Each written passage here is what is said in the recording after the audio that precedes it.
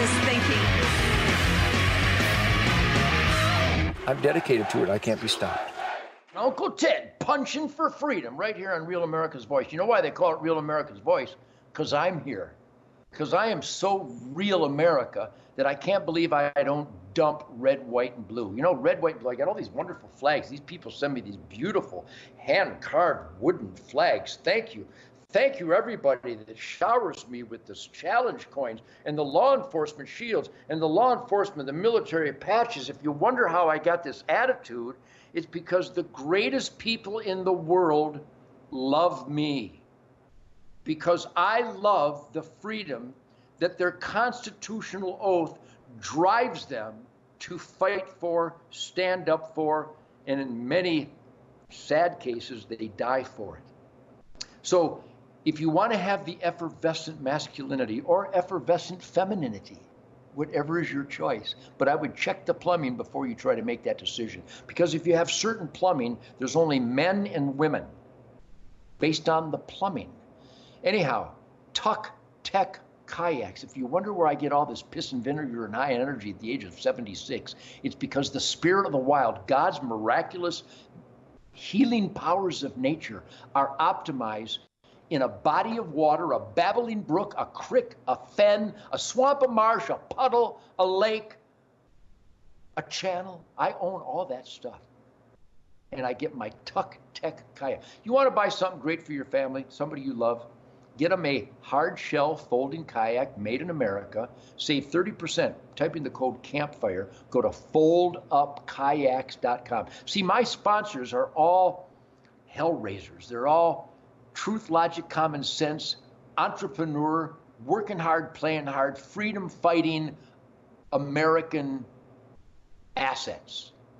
Tuck Tech kayaks. Go to foldupkayaks.com. I'm telling you, it's a great product. You can fold it up. You don't need a truck. You don't need a roof rack. You just put it under your arm like an angry child. You put it under your arm and go to your favorite body of water, get out the little paddle. You can put it together in like a minute. I put it together in a minute. You put that in the body of water, I'm telling you, by the first stroke of your Tuck Tech kayak, the first stroke, there is no Joe Biden. The devil vanishes in your Tuck Tech kayak. So right now I have a blood brother, an all-American hellraiser. I wish I could say sheet kicker. By the way, we got to work on Real America's Voice because there's certain terminology and vernacular and linguistics and colloquialisms that occur honestly around a campfire. And I'm not allowed to use some of those words. Like, for example, my name is Ted Nugent. I am an American sheet kicker. And you don't have to go beep kicker. Anyhow, Tom Hughes is a warrior. He's a blood brother. He's an example of the spirit wild, all-American, constitutional oath keepers who has been there in the Secret Service, in law enforcement, personal security. Tom Hughes, thank you for joining the Spirit Campfire. But you know, before you got here, you and I have such a connection that every day in your life, it is it not, a spirit campfire? Absolutely. We are connected, brother. We have been for a long time. Well, Tom, you know how I love you guys. I get these coins from the heroes every day because they know that I am dedicated to spotlight the essentiality of the U.S. Constitution as a guiding light. As a Secret Service agent, as a law enforcement, as a warrior of the military, and currently doing personal protection, it really comes down to that oath. So Tom Hughes, as an oath keeper, how about the fact that the media has tried to demonize someone who claims to be an oath keeper? Because if you're not an oath keeper, you would be an oath breaker. I think oath keepers are good, oath breakers are bad. In the eye of the storm, Tom Hughes, what is your perspective of what is going on right now with the assassination attempts on this great man? It's really disgraceful how the spin is just keeps spinning out of control, and silly, stupid Americans are buying right into it because they don't know any better. They'll do whatever the box tells them what to believe in. And people like me and you and other fine Americans are put their lives on the line every day to be judged and ridiculed. It's really disgraceful. Tom, I think the most important question, that I'm not afraid of anything. I have no filters because I think honesty is always the best policy. Absolutely. And when there's a rabid dog at my door foaming at the mouth, I don't want to know why he's got rabies. I just shoot him between the eyes. I take care of business. There's a pragmatism.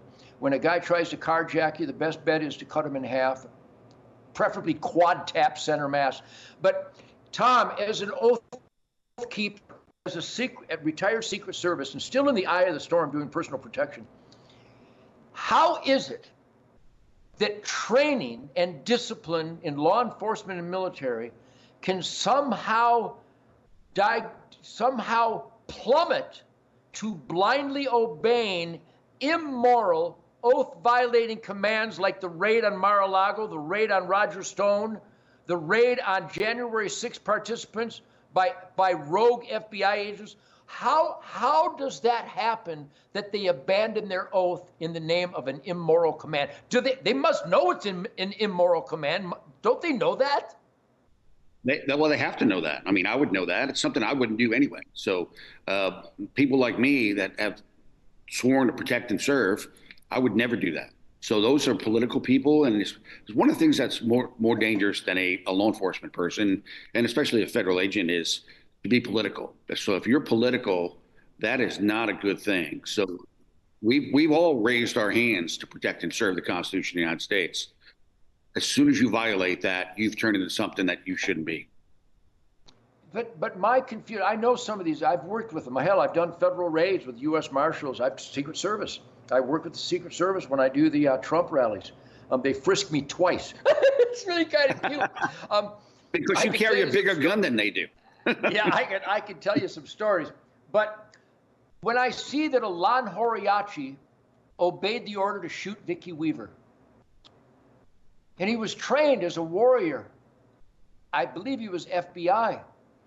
And then the FBI that raided Roger Stone and warned CNN, I've always put the oath keepers on the law enforcement military. That's an oath. It's all about the oath. It's all about the Constitution. It's about nothing else.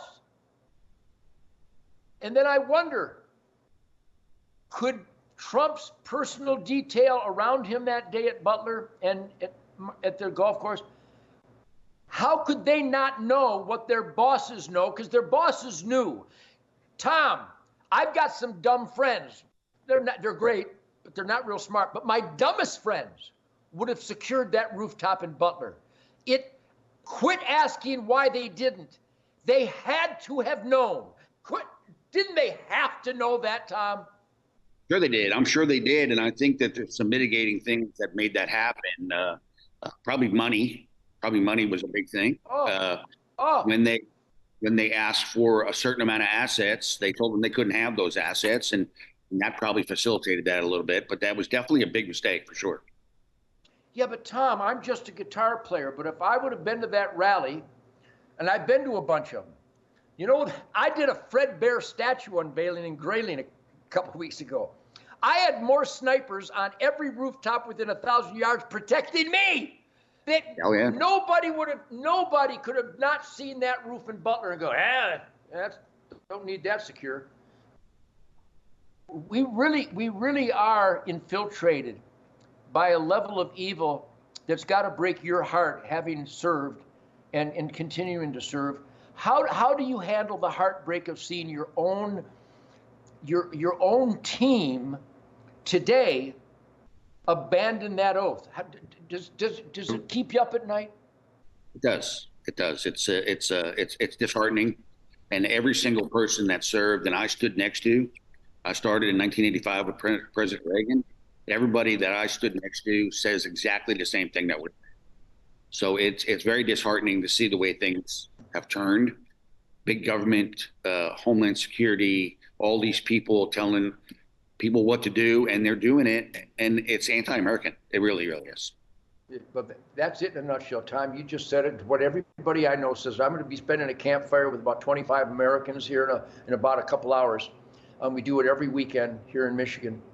And you just stated the conclusion that they all state instinctively, that it's un-American. So Tom Hughes, thank you for your service. I apologize. It took a a media connection to get us together, but I'm going to get your phone number. I'm going to get back with you, and we're going to talk more often because I love what you stand for. I love how you've dedicated yourself, and thank you for sharing your perspective as a retired Secret Service agent and a continually oath-keeping hero for God, family, country. Thank you, my friend.